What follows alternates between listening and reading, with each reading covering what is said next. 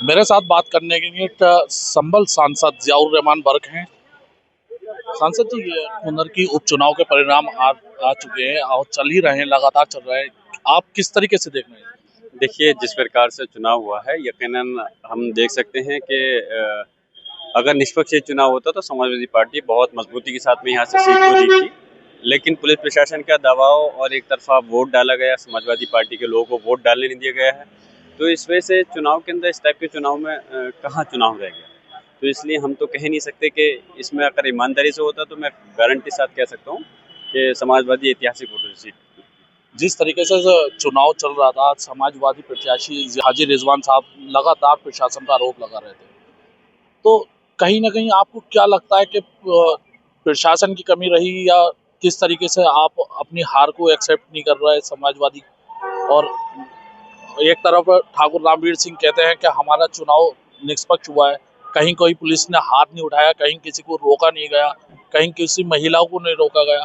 तो आप किस तरीके से आरोप लगाते हैं? इस सवाल का बेहतर जवाब तो मैं कहूंगा कि आप मीडिया के लोग ही दे सकते हैं, क्योंकि जिस दिन वोटिंग थी उस दिन आप लोगों ने खुद देखा होगा किस प्रकार बैरिकेडिंग लगा करके, जबकि चुनाव आयोग ने सख्त दिशा निर्देश दिए थे कि पुलिस को कोई अधिकार नहीं है, वो पर्ची वगैरह चेक नहीं करेगी, ये पीठासीन का अधिकार है। लेकिन उसके बावजूद भी उनको बैरिकेडिंग लगा करके चेक किया गया, उनके वोटों को रोका गया।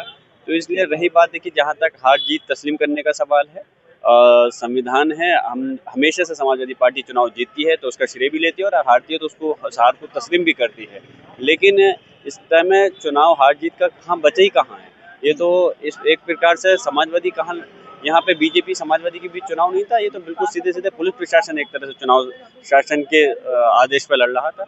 और इसलिए अगर निष्पक्ष तौर पे चुनाव होता और उसके बाद में अगर हमारी कोई वो होती तो हम बिल्कुल इस चीज़ को तस्लीम करते। इसलिए इस टाइम तो चुनाव के अंदर पूरी तरह से धांधली की गई है और एक तरह से सीट को छीना गया है। तो इस वजह से हम इस बात को कह सकते हैं कि अगर निष्पक्ष तौर पे चुनाव होता तो समाजवादी पार्टी यकीनन एक अच्छे वोटों से सीट को जीती। जिस तरीके से परिणाम आने से पहले भारतीय जनता पार्टी की तरफ से फ्लेक्सी वगैरह लग गई हैं, तो इसे आप किस तरीके से देखते हैं?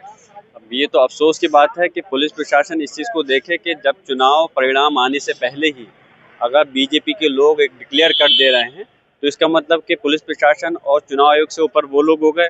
रिजल्ट तय उनको नहीं करना, रिजल्ट तय उनको करना है। या फिर ये सोची समझी साजिश के तहत उनको ये जानकारी थी कि किस प्रकार से हमने चुनाव के अंदर धांधली की है और इसलिए हमारी सीट ऐसे जीतेगी। तो इसलिए ये चीज़ गलत है। जब तक मतदान की स्थिति काउंटिंग के जब तक क्लियर नहीं हो जाता, तो तब तक ये चीज़ें शोभा नहीं देती। अभी जैसे कि आज चल जाएगा, 9 सीटों पे चुनाव हुए हैं, 9 सीटों में अभी भी आपको क्या लगता है कितनी सीटें आप समाजवादी पार्टी के हक में आएंगी? मैं हकीकत कहूँ, अगर उपचुनाव अगर ये सही तरह से निष्पक्ष तौर पे होता, 9 में से हम 9 की सीटें समाजवादी पार्टी जीतती।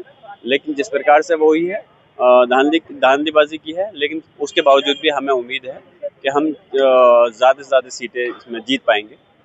फिर भी लमसम कितनी सीटें मानते हो? कि अभी जो सूरत हाल चल रही है, मिनिमम हमें उम्मीद है कि 4 से 5 सीटें हमारी जीतेगी। मेरे साथ बात करने के लिए जियाउर रहमान बर्क थे, जिन्होंने बताया कि निष्पक्ष चुनाव नहीं हुआ है, जिसको लेकर के वो कड़ी निंदा करते हैं इस चीज़ के लिए। मोहम्मद आलिम, मुरादाबाद।